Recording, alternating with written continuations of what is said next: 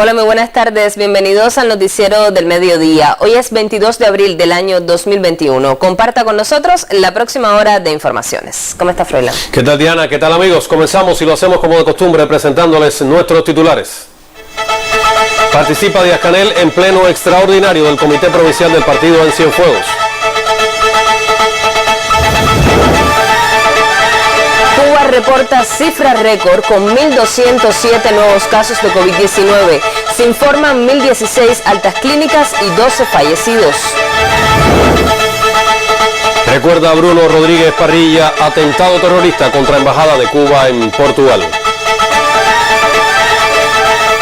Comenzamos con las informaciones. El primer secretario del Partido Comunista de Cuba y presidente de la República, Miguel Díaz Canel Bermúdez, participó hoy en el pleno extraordinario del Comité Provincial del Partido en Cienfuegos.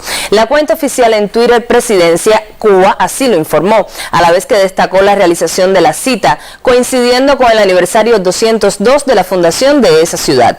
Agregó que a pocas jornadas de haber concluido el 8º Congreso del partido, donde se debatieron asuntos medulares de la vida del país, Cienfuegos realizó su pleno extraordinario en el que se aportaron valoraciones sobre los movimientos de cuadros a partir de la promoción de Félix Duarte Ortega a miembro del secretariado del Comité Central de la organización partidista. Los compañeros Duarte Ortega y Maridé Fernández López, electos para cumplir nuevas responsabilidades, se refirieron a la política de cuadros y al trabajo de la provincia, así como a su compromiso revolucionario para dar cumplimiento a las tareas encomendadas.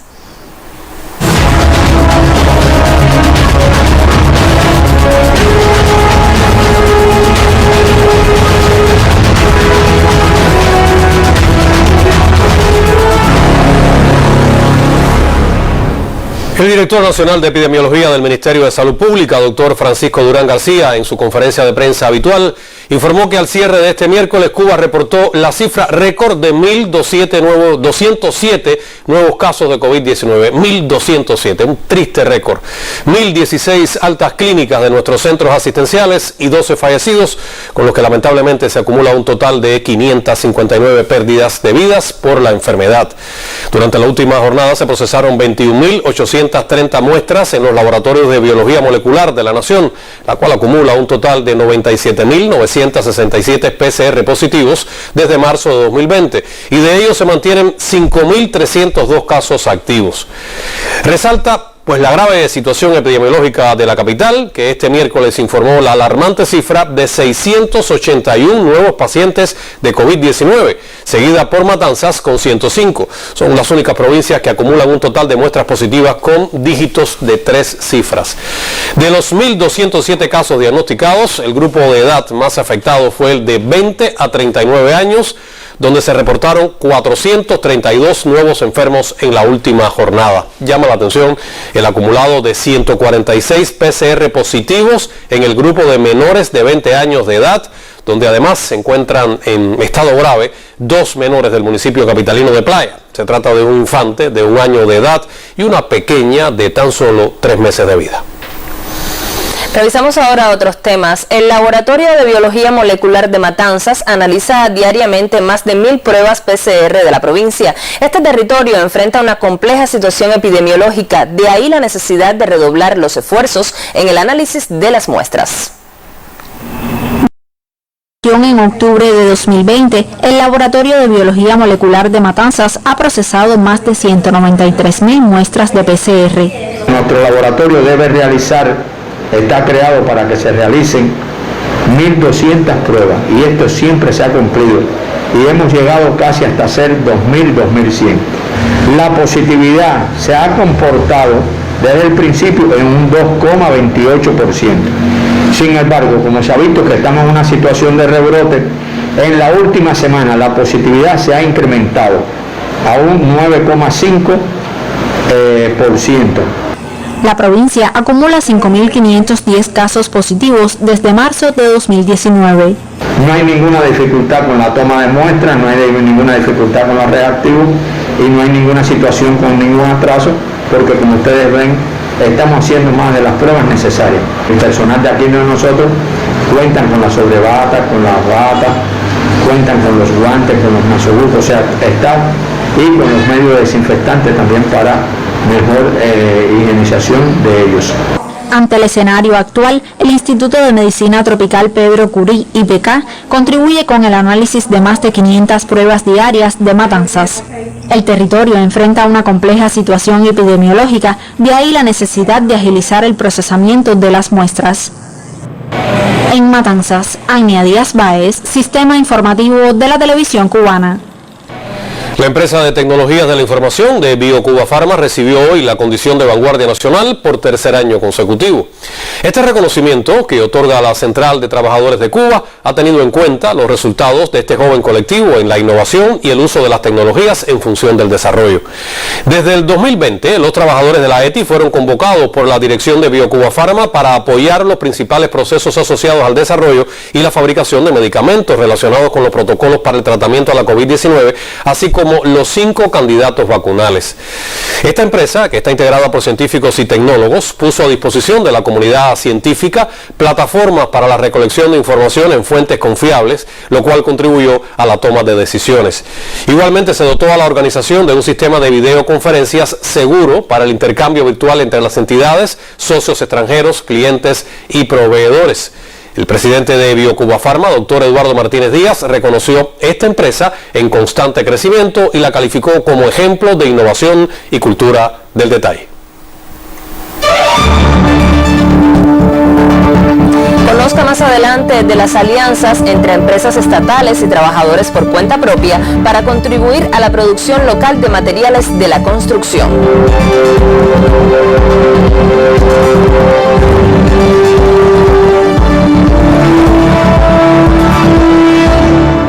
Avanzamos con más. El 22 de abril de 1976, un atentado terrorista contra la Embajada de Cuba en Portugal cegó la vida de Adriana Corcho y Efrén Monteagudo, miembros de nuestro servicio exterior. Así lo rememoró hoy en Twitter el ministro cubano de Relaciones Exteriores, Bruno Rodríguez Parrilla.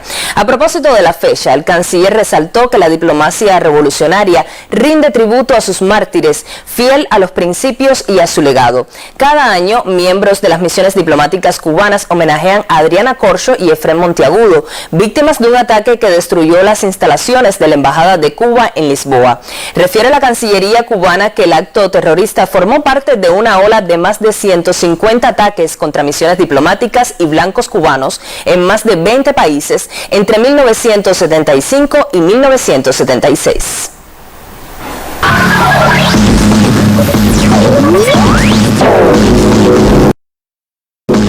Buenas tardes, veamos qué es noticia a esta hora en el acontecer mundial. La India marcó este jueves un nuevo récord mundial de contagios de la COVID-19 al reportar más de 300.000 casos diarios de coronavirus. Algunos hospitales informan que se quedarán sin oxígeno en las próximas 24 horas en medio de un repentino aumento que sitúa las tasas de infección entre las más altas del mundo. La segunda ola de la pandemia, que se atribuye a una doble mutación del virus y al mantenimiento de concentraciones masivas que favorecieron la contaminación, volvió a poner de relieve el deterioro del sistema de salud. En otros temas, el secretario general de la ONU, Antonio Guterres, participará hoy en la cumbre del clima organizada por el presidente de Estados Unidos, Joe Biden. Desde su llegada al poder este año, el mandatario norteamericano señaló que pretende volver a colocar como una prioridad la acción medioambiental y para ello echó por tierra políticas impulsadas por su antecesor Donald Trump. Justo al mismo día en que asumió la presidencia, el pasado 20 de enero, Biden firmó una orden ejecutiva que sentaba las bases del retorno de Estados Unidos al Acuerdo de París. El máximo representante de las Naciones Unidas acogió con satisfacción estos pasos y llamó a la nación norteña a sumarse a los esfuerzos mundiales para enfrentar el cambio climático. La violencia policial racista no desaparece en Estados Unidos pese a la condena al ex agente Derek Chauvin. El juicio por la muerte de George Floyd se vio empañado por un nuevo incidente, esta vez en Carolina del Norte. Se trata de Andrew Brown, de 40 años, padre de 10 hijos, el cual fue herido mortalmente por un agente que estaba notificando una orden de registro en Elizabeth City. Según medios locales, el hombre fue asesinado mientras se alejaba de los agentes conduciendo su automóvil sin armas. Un episodio que suma a los dos registros registrados en las últimas semanas que acabaron con la vida de Daunte Wright, de 20 años en Minnesota, y Adam Toledo, de 13 en Chicago. El debate de la brutalidad policial en Estados Unidos sigue sobre la mesa y la administración Biden abrió una investigación exhaustiva sobre la legalidad de las prácticas de la policía en Minneapolis.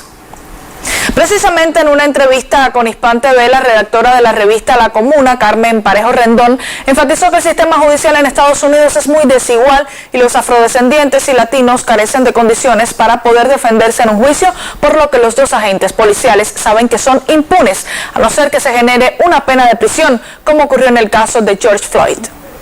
El fallo viene de antes. Hay que entender que el sistema judicial de Estados Unidos también es muy desigual. Hay que también tener en cuenta que por unos condicionamientos históricos que vienen desde la época del esclavismo, tanto las comunidades afroamericanas como muchas comunidades migrantes que han ido llegando a ese país no tienen ni siquiera la capacidad económica suficiente como para poder defender para estas personas que además viven en guetos y en zonas donde hay más conflictividad social y donde la policía sabe que realmente es impune, porque no van a tener la capacidad, a no ser que se genere una presión como se ha generado con el caso de George Floyd, de poder enfrentar un juicio contra la policía, contra el Estado. Del Medio Oriente trasciende que la suspensión de los derechos Organización para la Prohibición de Armas Químicas, OPAC, se aprobó a base de un informe que acusa al gobierno sirio de ataques con gases químicos contra la población civil en el año 2017. La embajadora siria dijo que la decisión ignora la cooperación de Damasco con el organismo. Rusia, un aliado de Siria en la lucha contra el terrorismo, denunció que la OPAC es una herramienta policial en manos de países occidentales. Las acusaciones contra Siria de uso de armas químicas se basan en videos e informes cuestionados en las zonas controladas por los grupos terroristas como Ghouta Oriental, Duma o Saraqib. Damasco siempre negó el uso de armas químicas y denuncia ataques de falsa bandera para justificar las agresiones contra Siria. Recordemos que en el año 2013 Siria se hizo miembro de la OPAC y aceptó destruir todo su arsenal químico. Precisamente Siria se prepara para celebrar sus elecciones presidenciales en medio de desafíos representados en los intentos de Estados Unidos y sus aliados de impedir el éxito de las mismas. Nos reporta sobre este tema Fadi Maruf, corresponsal de Prensa Latina en Siria. La política de chantaje y presiones empleada por Estados Unidos y sus aliados no logró que Siria acatara las exigencias de aplazar sus elecciones presidenciales. El Parlamento de esta nación anunció que los comicios se efectuarán en la fecha constitucional prevista para el 26 de mayo próximo. De acuerdo con la Constitución, cada candidato debe tener el respaldo de 35 diputados en el Parlamento y el presidente puede ser elegido solo por 2 mandatos, cada uno de 7 años. El proceso se lleva a cabo en medio de advertencias sobre los planes de grupos terroristas entrenados en la base estadounidense de Tanef para perpetrar ataques y acciones para perturbar esos comicios. Las circunstancias en las que se llevaron a cabo las últimas elecciones en el 2014 no difieren de las actuales en cuanto a las presiones económicas y políticas, así como la inestabilidad producto de la guerra. Sin embargo, las autoridades sirias aseguran que harán todo lo posible para garantizar su éxito. Y con esta información me despido, continúo con nuestra emisión.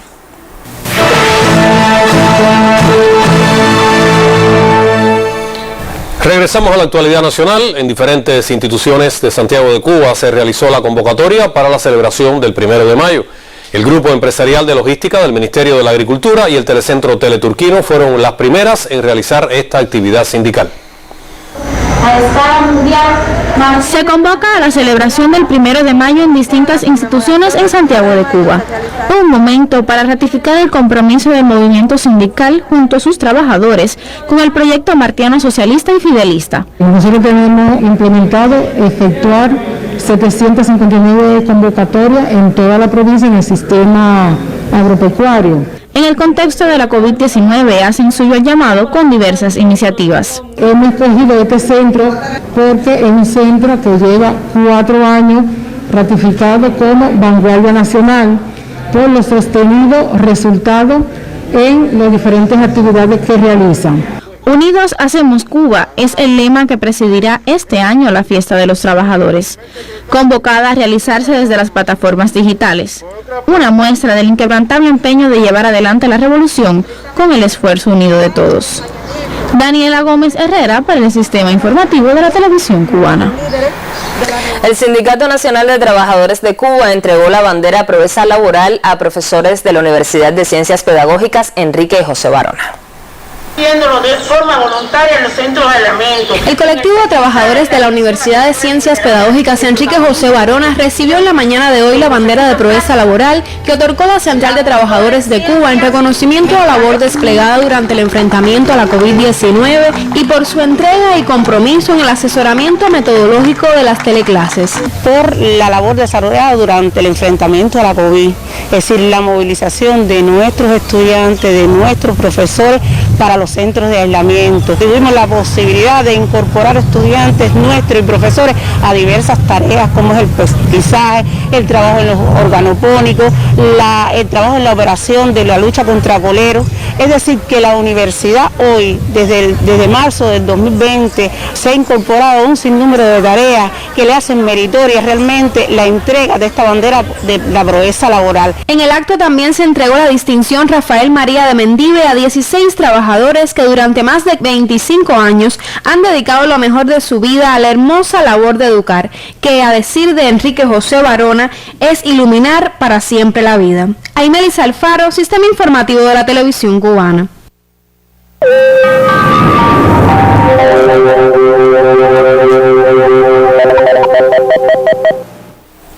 Hola, ¿qué tal? Muy buenas tardes. Si miramos las imágenes animadas de satélite, podemos ver que la situación ha variado muy poco sobre el territorio nacional. Influencia anticiclónica y tenemos este sistema de niveles medios y niveles bajos que produce nublado e inestabilidad, pero en el sudeste del Golfo de México, el estrecho y la península de la Florida. Sin embargo, su sola presencia en esta parte de nuestra geografía induce sobre el territorio nacional inestabilidad.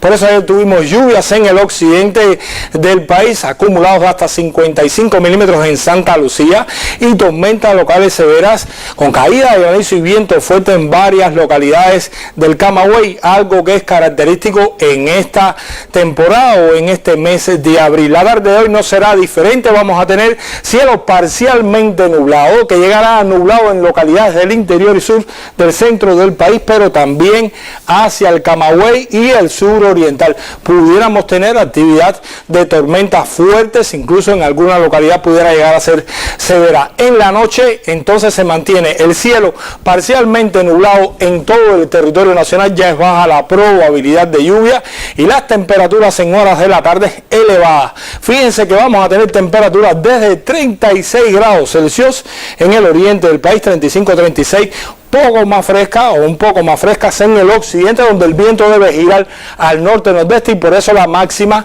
apenas puede llegar a 29 grados Celsius aquí en la capital, o sea que será más fresca zonas de la costa norte-occidental. Pero ya en la noche, fíjense que la temperatura vuelve a elevarse 23-25 grados Celsius, incluso pudiera llegar hasta 26, incluso 27 grados Celsius en las provincias del sur oriental. Los vientos, bueno, los vientos variables débiles, pero ya desde la tarde soplan entonces del norte al nordeste, por eso un poco más fresco la costa norte-occidental y los nublados aquí irán a localidades del interior y sur de casi todo el resto del territorio nacional, porque en el resto, o sea en el centro y el oriente soplarán vientos del nordeste con velocidades entre 10 y 25 kilómetros por hora, siendo superiores en la raya. En el mar se mantiene el poco oleaje en todos los litorales, excepto en la norte central, donde la mar todavía estará tranquila. En resumen, mis amigos, la tarde con calor, actividad de chubascos y tormentas eléctricas, localidades del interior y sur de la mitad oriental del país. Les deseo a todos que tengan una tarde muy feliz, que se cuiden y hasta mañana.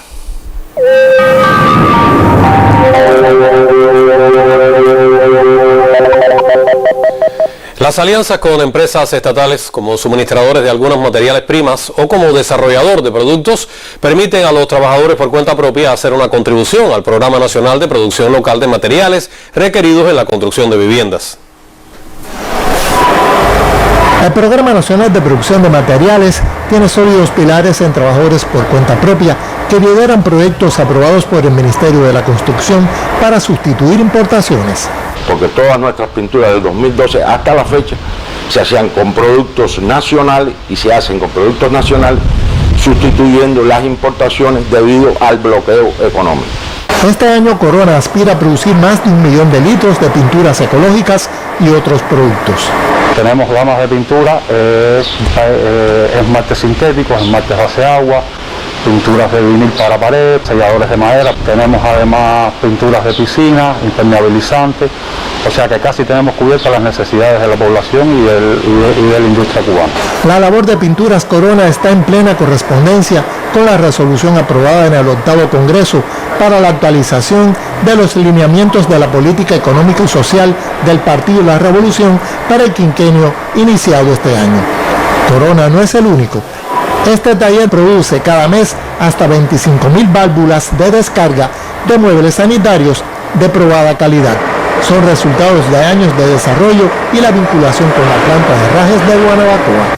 También elabora otros artículos para el programa de ahorro de agua. Como las llaves de ángulo, los latiguillos, las llaves de fregadero, las llaves de postrar. Y todo con la calidad, tratar de hacerlo con la mejor calidad posible, tratar de certificarlo todo, que cuando el cliente reciba el producto no tenga queja de nuestro producto. Garantizar la demanda creciente de bases para pinturas ecológicas aprobadas por la dirección del país para sustituir importaciones es la tarea fundamental del proyecto de Manuel Benítez Pérez. Más de 1.000 toneladas producirá este año.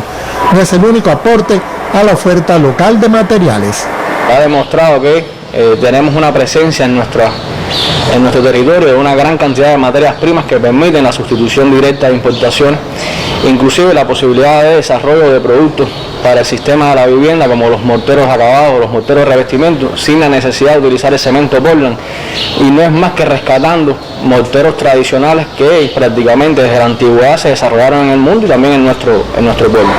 Son soluciones acordes a las necesidades del país y las prioridades de la economía cubana para el periodo 2021-2026. Sin Castillo, Sistema Informativo de la Televisión Cubana. En la empresa de industrias locales de Camagüey se enfrenta a diario la escasez de materias primas como consecuencia del bloqueo. Buscar soluciones para continuar los procesos productivos es una tarea cotidiana entre los colectivos de los más de 30 talleres dedicados a fabricaciones artesanales. El mejor homenaje al 1 de mayo. Cuando en 2019 la falta total de materia prima puso en peligro la estabilidad laboral y la economía familiar de los trabajadores de este taller de metales, se impuso la búsqueda de una solución, la cual encontraron en el proceso inversionista de Cayo Cruz en el camagüeyano municipio de Esmeralda. Y recuperamos un poco de cabilla, de plancha, de teja, que el ciclón hizo su estrago por allá por Esmeralda. Tenemos que ir de nuevo para el Cayo porque prácticamente la materia prima se nos está agotando. Allá queda plástico, se puede recuperar, queda mucha materia prima. Del resultado del huracán se puede recoger toda la materia prima allá. Hay cristales, hay de todo allá. ¿Ve? Y entonces eso es variante que hay que buscar nosotros, tenemos que buscar la iniciativa de los trabajadores que para dar resultado a todas las necesidades de la materia prima que tenemos en nuestra empresa y en el país, por supuesto. Este taller de metales pertenece a la UEB Camagüey de la Empresa Provincial de Industrias Locales, dotado de un equipamiento con potencialidades superiores a la disponibilidad de materia prima. Producen estructuras y herramientas para la construcción, así como otros artículos que comercializan a través de comercio. Para evitar la interrupción laboral de los trabajadores, aquí los de oficina y servicios confeccionan servilletas y cajitas, mientras trastocan un área cubierta de marabú en un sembrado para apoyar la alimentación. Un colectivo que se sobrepone con soluciones a la escasez de recursos impuesta por el bloqueo. En Camagüey, María del Carmen Fuentes, Sistema Informativo de la Televisión Cubana.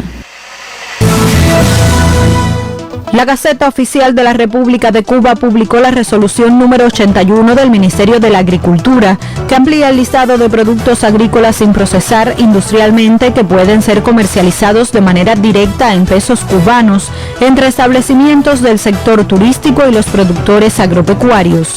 Entre los productos se incluyen las flores frescas y plantas ornamentales, el arroz consumo, carbón vegetal, arreglos florales, servicios de jardinería, especias y condimentos secos, huevos de gallina y de codorniz, productos agrícolas procesados y envasados, entre otros. El proyecto de Cuba CMHS Radio Caibarien, La Voz de la Villa Blanca, resultó ganador hoy en la categoría Medios de Comunicación que otorga la Cumbre Mundial sobre la Sociedad de la Información 2021. Esa iniciativa fue seleccionada entre los 5 campeones de ese apartado, según refiere el sitio web del evento organizado por la Unión Internacional de Telecomunicaciones con sede en Ginebra. La edición 19 del Festival de las Aves Endémicas del Caribe comenzará en Cuba este jueves de manera virtual. Cada día se presentará una especie endémica cubana acompañada de datos relevantes sobre su biología, así como fotos, cantos y resultados científicos, entre otros elementos, con la intención de aumentar el conocimiento de lo que hace que cada especie sea única e incentivar su conservación. La Unidad Empresarial de Base de Aseguramiento y Servicios del Ministerio de la Agricultura en Granma fomenta el cultivo de ají picante con destino a la exportación. En Bayamo está en producción la primera siembra de la variedad Serrano, con la que se espera copiar cerca de 1 tonelada de ají picante. Entre los beneficios de la iniciativa está la posibilidad de recaudar moneda libremente convertible para la compra de insumos y otros recursos que demanda el colectivo, así como el reparto de las utilidades al cierre de la cosecha. Continuo, Sistema Informativo de la Televisión Cubana. La Central de Trabajadores de Cuba rindió homenaje a Vladimir Ilich Lenin en el aniversario 151 de su natalicio ante la escultura del complejo monumentario que lleva su nombre en regla. En el acto participaron el miembro del Buró Político y secretario general de la CTC, Ulises Gilarte de nacimiento, el presidente del Consejo de Defensa Provincial de La Habana, Luis Antonio Torres Iríbar, y el vicepresidente del Consejo de Defensa, Reinaldo García Zapata, junto a miembros del Secretariado Nacional de la Central de Trabajadores de Cuba. El miembro del Buró Político y secretario general de la CTC, Ulises Gilarte de nacimiento, y el secretario general de esa central obrera en La Habana, Alfredo Vázquez Pérez, depositaron una ofrenda floral ante el complejo monumentario de la colina Lenin, homenaje devenido tradición como parte de los festejos por el 1 de mayo. Hoy, al calor de tantos años transcurridos desde el nacimiento del compañero Lenin, nuestra sociedad aprecia en su pensamiento una absoluta vigencia. Hoy son tiempos de defender la ideología, hoy son tiempos de defender las ideas, hoy son tiempos de demostrar desde la acción, desde la realización continua y el perfeccionamiento de las sociedades, cuánto es posible hoy seguir defendiendo las ideas del socialismo como proyecto que, repito, enarbola los principios de la justicia social. Habrá que darlo todo por esta libertad. Miguel Ángel Ribalta, Sistema Informativo de la Televisión Cubana. Los techos agujereados.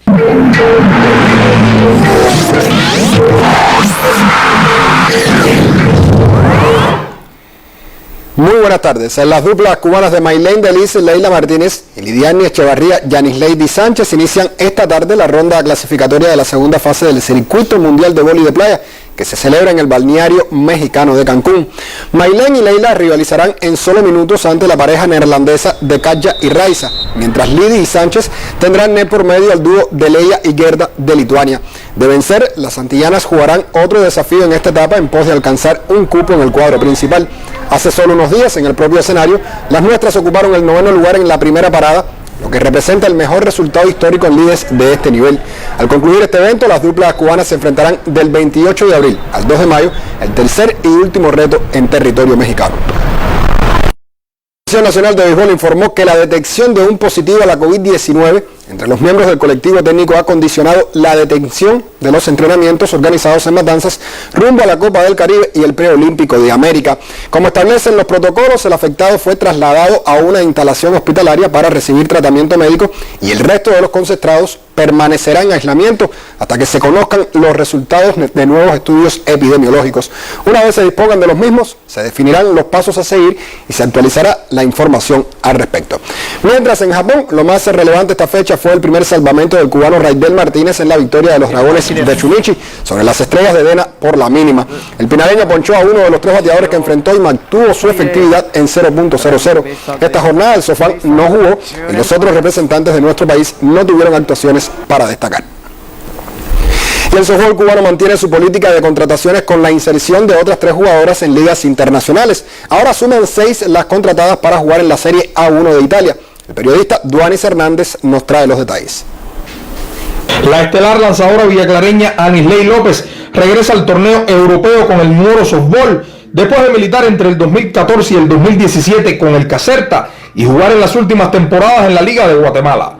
La receptora tunera Rosángela Jardines y la lanzadora holguinera Saraí Góngora debutarán en este torneo con el Caserta. Rosángela ya tiene experiencia previa como contratada en el softball de Guatemala, mientras la tiradora zurda de Holguín tuvo una breve experiencia en la Liga Superior de Panamá.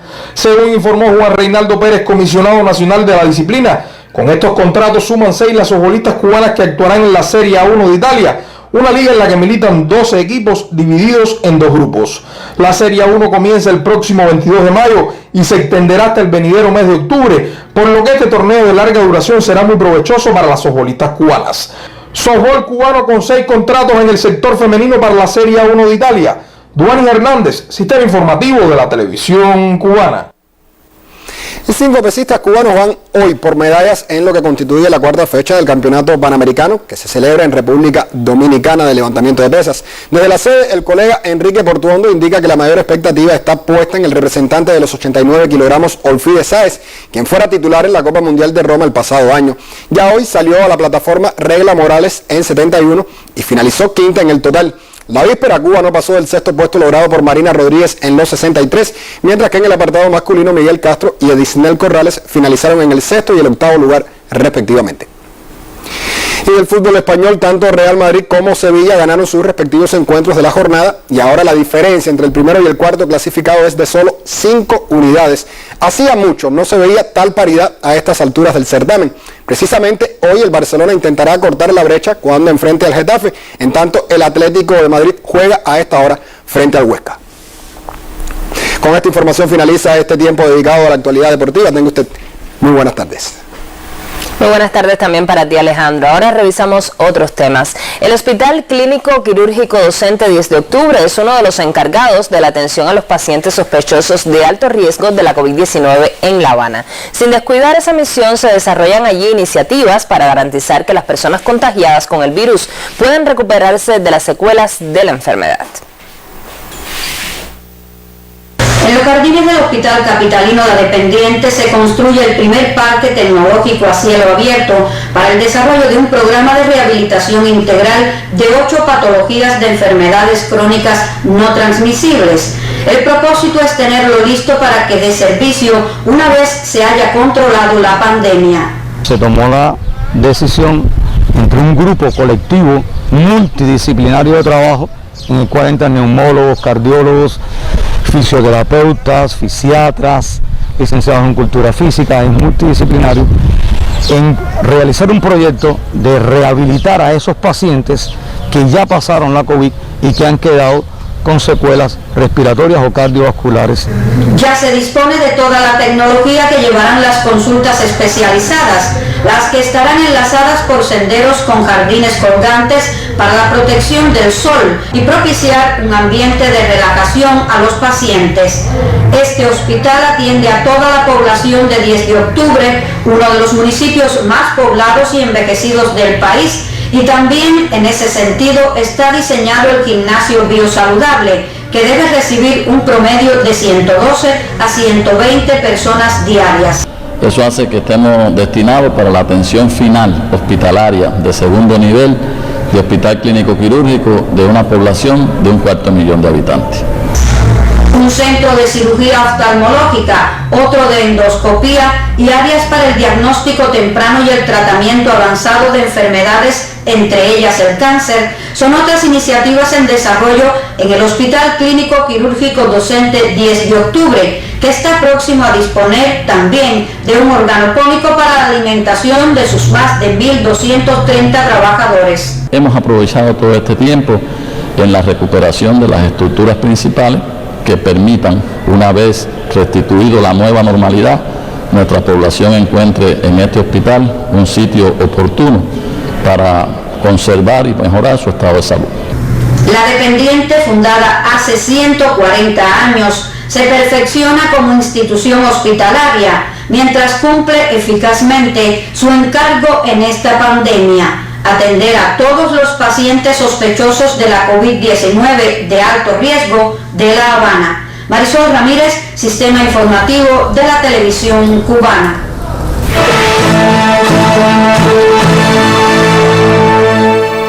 Es tiempo del análisis internacional. En los últimos 10 días, un polémico asunto tiene en vilo a la ciudadanía colombiana: el decretazo del presidente Iván Duque para rescatar del pasado las fumigaciones tóxicas contra las plantaciones de drogas. Desde que Duque firmó el texto, Diana, han comenzado las acciones para intentar frenar la iniciativa. Ayer mismo, un proyecto contra la medida del Ejecutivo fracasó en una de las comisiones del Senado. Con el análisis, la periodista Anisley Torres. Adelante, Anisley. Buenas tardes. Como si la COVID-19 o los asesinatos sistemáticos no fueran suficientes problemas para una Colombia que no acaba de enrumbar hacia su propio proyecto de paz, ahora el presidente Iván Duque le ha dado por añadir sal a la herida y rescatar el plan de hacer llover glifosato sobre los campos colombianos para, según pretende convencer él, erradicar la coca y frenar el narcotráfico. Y para que le aplaudan esta propuesta, ha culpado al narco de todos los males del país y lo ha responsabilizado exclusivamente de esos asesinatos a cuentagotas que se le vuelven la espina en el zapato a su administración. Y ya sabemos que los capos sí que matan a muchos de esos líderes sociales incómodos a su negocio, pero no son los únicos autores de una masacre que quiere silenciarse desde la cúpula política, y ese silencio es el primer síntoma de, cuando menos, complicidad. Pero antes de caer en la polémica de si el glifosato es bueno o malo, que es ahora mismo la comidilla colombiana en todos los niveles, popular, científico y gubernamental, porque tiene amigos y detractores casi que en igual proporción, quiero subrayar lo siguiente: con esta decisión Duque desconoce por enésima vez el acuerdo de La Habana, ese que dedicó un punto entero a lo que finalmente se consensuaría por las partes: sustituir los cultivos ilícitos, es decir, no más erradicación forzosa y muchísimo menos con agentes químicos tóxicos rociándose a chorros desde avioneta. La sustitución de la coca por un cultivo legal y útil socialmente es la única y efectiva solución inicial a un problema complejo como las drogas, que lleva luego aparejado un tratamiento desde la salud para el consumidor y desde lo legal para el traficante. Porque la sustitución va a la raíz del asunto, al eslabón débil, el campesino que cultiva coca, que lo hace como modo de subsistencia y que no es millonario como el traficante. Y usted se preguntará por qué cultiva coca y no café o cacao, tan colombianos también y lucrativos. Pues porque la coca se da sin grandes esfuerzos y tiene mercado seguro en los narcos. El resto de los cultivos necesita insumos, engranaje productivo y cuidados que el Estado no les garantiza, y menos le garantiza comprador, sencillamente porque esa gente vive en la más absoluta marginación. Y por lo visto seguirá siendo así de dura la realidad para estos cocaleros, porque a la vista solo hay promesas a punto de ser cumplidas de lluvias de un agente químico que la OMS clasifica como potencialmente cancerígeno, un fertilizante que decenas de países han restringido o prohibido su uso, aunque se siga promocionando como el más extendido y usado a nivel mundial en la agricultura. Y es que la ciencia ha sido un tanto ambivalente en cuanto a esta sustancia. Se escudan en que no hay evidencia conclusiva, y a los estudios más locales, que coincidentemente son esos que revelan resultados de miedo, se les cuestiona metodología y demás protocolos científicos. Y yo insisto, si países que lo usan focalizadamente en algunos cultivos químicos se debaten entre efectividad versus riesgos, imagine usted que esa sustancia en franca controversia pues llueva sobre cientos de hectáreas y contamine el río del que se bebe agua, se incruste en la otra porción de tierra donde no hay coca y donde se siembra lo poco para comer. Lo lógico sería, ante la duda, no usarlo, y así fue que se suspendió su uso en la mismísima Colombia en 2015, después de miles de reclamaciones y estudios sobre sus posibles efectos nocivos para la salud humana. Además que la práctica por más de 15 años allí en los campos colombianos no surtió el efecto deseado, por más que digan que mientras más aspersiones hubo, se redujeron las plantaciones. Y por si alguien lo olvida, las aspersiones con glifosato arreciaron con el Plan Colombia, el que se escribió en una oficina en Washington para, según en papeles, erradicar el narcotráfico, pero hoy sabemos que su fin era erradicar guerrilleros. Y si a eso le sumamos que el herbicida lo patentó y extendió Monsanto, la mega empresa del agroquímico, la misma que fabricó el agente naranja para que Estados Unidos lo rociara en la selva vietnamita durante la guerra y que envenenó a plantas y seres humanos con igual crudeza, pues da espanto hacer la analogía. Pero si además Monsanto mintió en su momento diciendo que el glifosato era biodegradable, y no lo es, si se le ha comprobado su publicidad engañosa, ¿en cuánto más no nos ha mentido? Y ya no es Monsanto, ahora es Bayer la que asume el lavado de rostro y hasta se ha dedicado a indemnizar a personas afectadas por la exposición a productos con glifosato. Y como dato importante, el actual ministro de Salud de Duque, cuando fue ministro de Salud de Santos, dijo, escuche usted, que el glifosato se asociaba a un tipo de cáncer en particular, el linfoma de Hodgkin, y ahora ese mismo señor calla. ¿Cambió la evidencia o cambiaron los favores, los intereses y las presiones políticas? ¿Dejarán los colombianos que otra vez se anteponga la política de unos a la salud de muchos? Así como le cuento. Muy buenas tardes.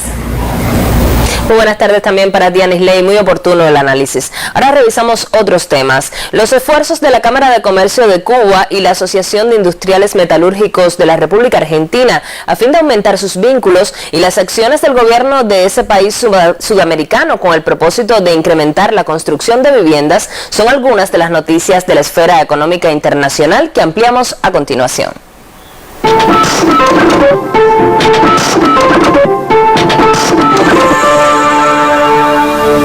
La Cámara de Comercio de Cuba y la Asociación de Industriales Metalúrgicos de la República de Argentina abogaron por estrechar los vínculos en el sector, pese a la crisis provocada por la COVID-19.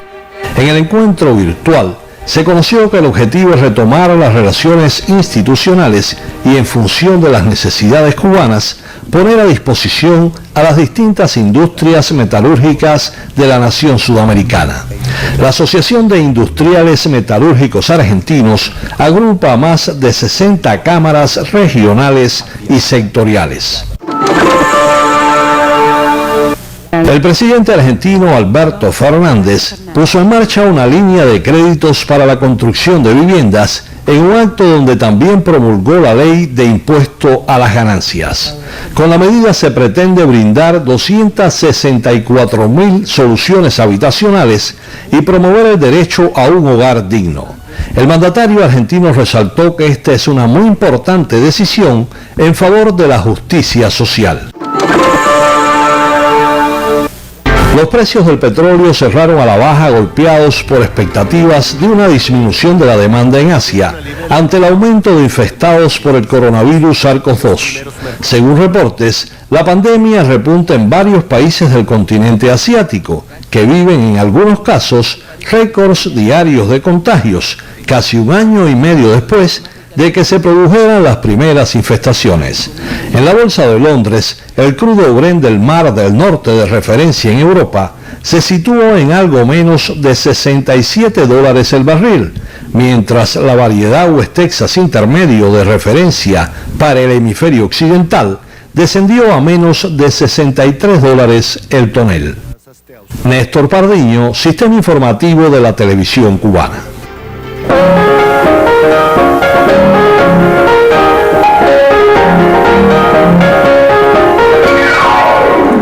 Buenas tardes. tardes. Dedicada al centenario de Alicia Alonso, la 29ª edición del Festival La Huella de España comienza hoy en La Habana a través de plataformas digitales y los canales en YouTube del Ministerio de Cultura y el canal clave de la televisión cubana. Este jueves 22 de abril se ofrecerá la conferencia La Huella de España en Cuba, pasado, presente y futuro, a cargo de Jorge Peralta, consejero cultural de la Embajada de España. También se transmitirá una intervención de Biensay Valdés, directora general del Ballet Nacional de Cuba y presidenta de La Huella de España. Como es tradición, disfrutaremos de la balada de los dos abuelos, poema de Nicolás Guillén en voz de Luis Carbonell. Haciendo honor a la imagen de Alicia Alonso y Antonio Gades en el ballet Ad Libitum, escogida para el cartel oficial de La Huella de España 2021, se transmitirán palabras de la prima bailarina absoluta acerca de la obra y una selección de la misma. Además, se ofrecerá una selección del ballet Carmen, interpretado por Alicia Alonso. La Huella de España 2021 culminará el próximo 25 de abril.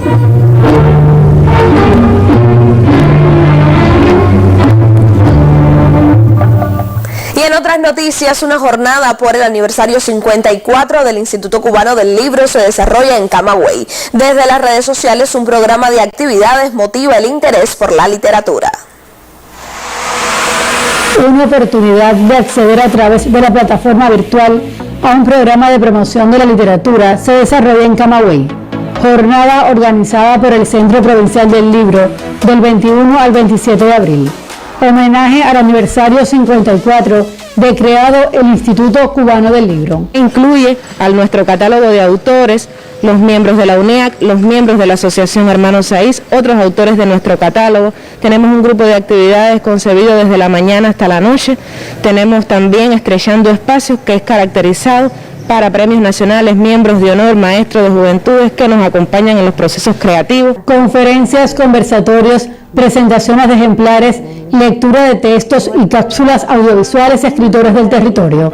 Iniciativas con la visión de enriquecer la cultura. Estaremos presentando varios libros y los escritores estarán hablando del su quehacer desde el Instituto del Libro.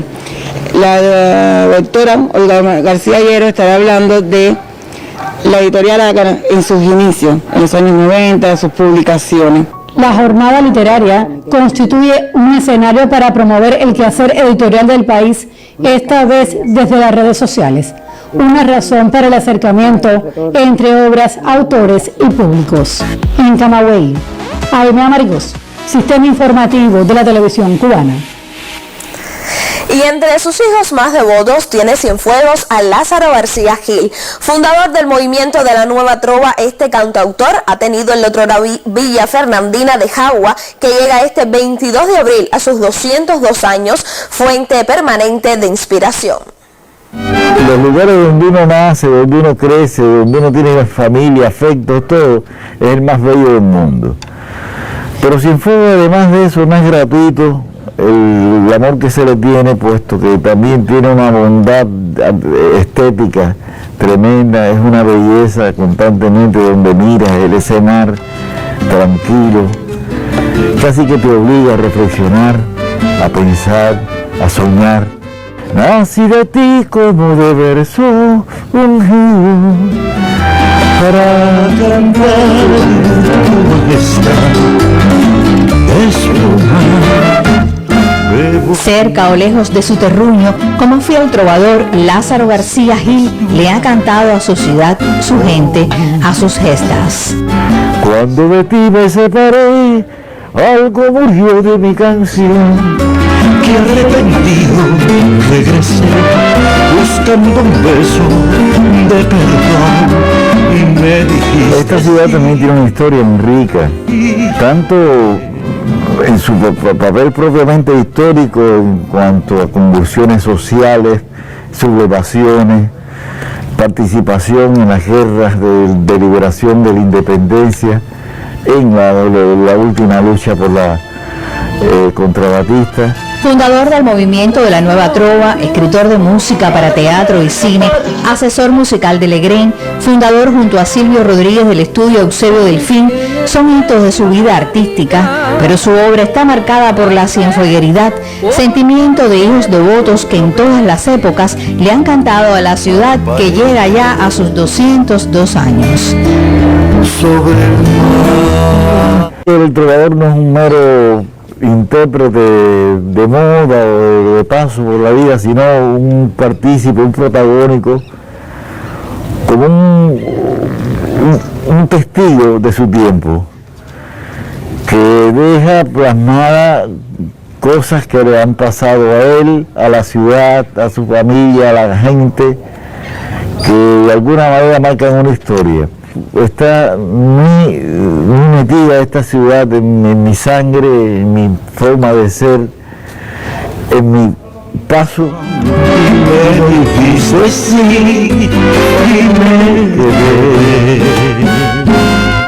Desde Cienfuegos, Mari Barcia, Sistema Informativo de la Televisión Cubana.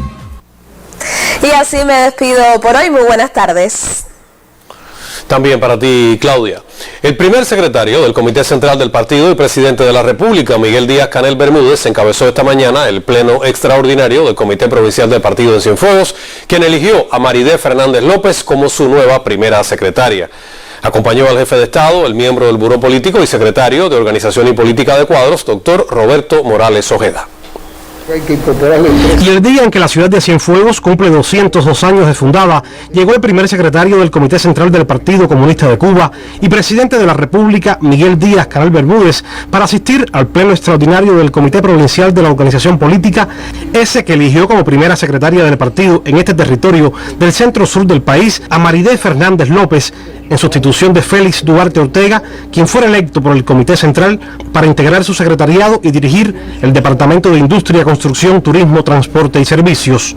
Maridé Fernández López, recién electa miembro del Comité Central, se desempeñaba como la máxima dirigente política del municipio de Cienfuegos y con anterioridad lo fue en el de Abreu. Díaz-Canel, luego de felicitar a la nueva primera secretaria, compartió con los integrantes del Pleno los desafíos del partido, tanto en el orden de su vida interna como en las batallas en el ámbito económico e ideológico. Para alcanzarlo, dijo, se necesita impulsar una estrategia con pilares parecidos a los que aplica el gobierno. Hay que incorporarle 3 elementos definidos como pilar del gobierno, del trabajo del gobierno, y yo creo que tienen que estar muy presentes porque el partido es vanguardia en el trabajo del partido. Es la informatización en el partido, la informatización de todos los procesos del partido, dentro de ello la participación también de los cuadros, los militantes, las redes sociales, en todos estos procesos. La comunicación social, sobre la cual también reflexionamos el discurso de clausura, y la ciencia y la innovación en el trabajo del partido. Hay que acudir a la investigación científica para innovar, para transformar, para consolidar las condiciones del partido. En cuanto a los métodos y estilos de trabajo de la organización, el primer secretario del Comité Central reflexionó con los cienfuegueros sobre la necesidad de un cambio, con el único fin de darle continuidad a la labor partidista, pues es el partido quien tiene que revolucionar la revolución. Insistió Díaz-Canel en que hay que ser capaces de trabajar sin esperar indicaciones y convertir la reunión del núcleo en un espacio de motivaciones atractivo y agradable. Que la gente vaya a la reunión del núcleo, sabe que van a hablar entre un grupo de compañeros de lucha, de compañeros de batalla, de amigos, de cualquiera de los temas que les preocupan, con toda libertad. Y nos sacamos un poco de eso de que tú hay que estar orientándolo, lo que hay que decirle al núcleo, tú tienes que discutir este mes esto, entonces todo llega de arriba. Y habrá cosas que habrá que orientar, que nos interesa compartirlo con todo el mundo, pero lo más importante es lo que el núcleo, por su propia vitalidad, pueda discutir. Tanto el primer secretario del Comité Central del Partido como este pleno extraordinario reconocieron el trabajo del ingeniero y máster en Cultura Económica y Política Félix Duarte Ortega al frente del partido en la provincia de Cienfuegos, donde llegó en 2019, luego de 6 años como máximo dirigente por la organización política en Ciego de Ávila, su tierra natal. Quienes lo acompañaron en estos casi 2 años calificaron su trabajo de fructífero en una tierra donde se ganó el respeto y el cariño de los cienfuegueros. En algún lugar leí que decía, el hombre no está solo donde está su cuerpo, sino donde se le extraña. Lo vamos a extrañar. Pienso que deja en Cienfuegos una historia. Nos vamos con la satisfacción de haber contribuido entre todos, de haber cumplido y de haber construido entre todos ese sistema coherente, armónico, participativo, de siempre escuchar mucho al pueblo para desde él entonces proyectar nuestro sistema de trabajo, y que no nos queda la menor duda que con los movimientos que se han hecho, que con la promoción de Maridea, esta responsabilidad compleja, difícil, ella lo sabe, lo hemos conversado mucho en estas últimas horas, pero que deposito toda la confianza en ella, estoy seguro seguiremos adelante. La nueva primera secretaria del partido en la provincia de Cienfuegos, Maridé Fernández López, al intervenir en el pleno y consciente de los retos que impone la responsabilidad, se comprometió ante las máximas autoridades del país y el pueblo a darle continuidad al trabajo realizado por Félix Duarte Ortega. No son tiempos de equivocarnos, no son tiempos de improvisar, no son tiempos de tener miedo a enfrentar una tarea. Yo creo que son tiempos de compromiso, de seguir echando para adelante y de que evidentemente prime en todo nuestro trabajo las palabras en las que nos enseñó Raúl: compromiso, orden y disciplina. La elección de Maridé Fernández López como primera secretaria del Comité Provincial del Partido en Cienfuegos generó a su vez movimientos de cuadros en la estructura partidista en 2 municipios del territorio. En el caso de la dirección del Comité Municipal del Partido en Cienfuegos se promueve, y digo se promueve, aunque es un traslado de un municipio hacia el otro, a la compañera Dianelis Malagrida Terry, que se venía desempeñando como primera secretaria del Comité Municipal del Partido en Cruce, también compañera con un tránsito en la Unión de Jóvenes Comunistas y que ha tenido también una trayectoria en ascenso en el trabajo del partido. Y por Dianelis, para que asuma la responsabilidad de primera secretaria del Comité Municipal del Partido en Cruce, se está promoviendo, a partir de que lo aprobó el Comité Municipal del Partido de Cruce, a la compañera Diosmiley Llerena Suárez, que se venía desempeñando como miembro del Buró Municipal del Partido aquí en Cienfuegos, también con una trayectoria en la Unión de Jóvenes Comunistas y en el propio trabajo del partido.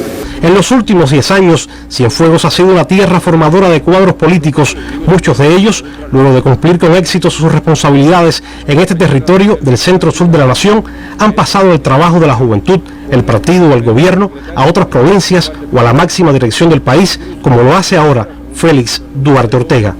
Wilmer Rodríguez Fernández, Sistema Informativo de la Televisión Cubana. Y de esta forma concluye el noticiero del mediodía. Espere más informaciones en la emisión de la tarde de Canal Caribe y el noticiero estelar de las 8 de la noche. Cuídese mucho, al hacerlo estará protegiendo a su familia, a su comunidad y a su país. Nos vemos mañana. Buenas tardes. Buenas tardes.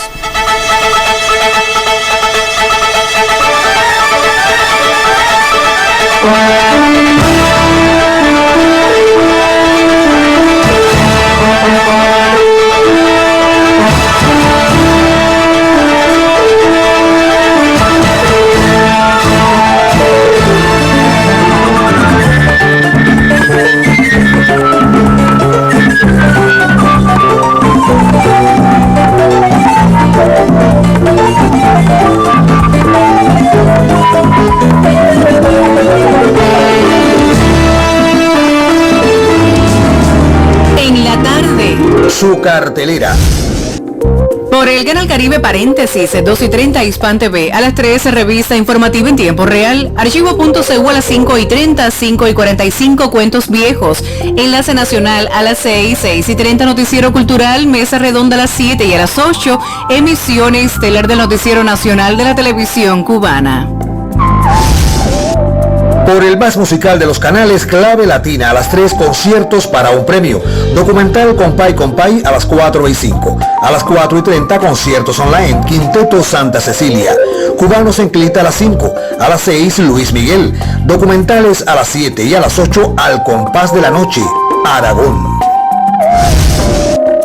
Por el Canal Educativo Ciencias Naturales para quinto grado y educación especial, 2:30 Geografía 11º grado, a las 3 Matemática primer grado y educación especial, 3:30 Historia de Cuba para sexto grado y educación especial, Mirada de Artista a las 4, 4:30 Espacios de los Telecentros, Saberes Compartidos a las 6, a las 6:30 En de Tarde en Casa, Pérdida de la Memoria, Jehar Boy a las 7:30 y a las 8 emisión estelar del Noticiero Nacional de la Televisión Cubana.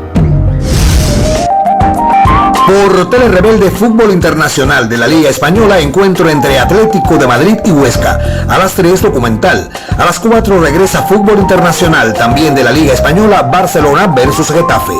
Noticiero Nacional Deportivo a las 6. A las 6:30, Fútbol por Dentro. Y a las 7:05, Fútbol Internacional.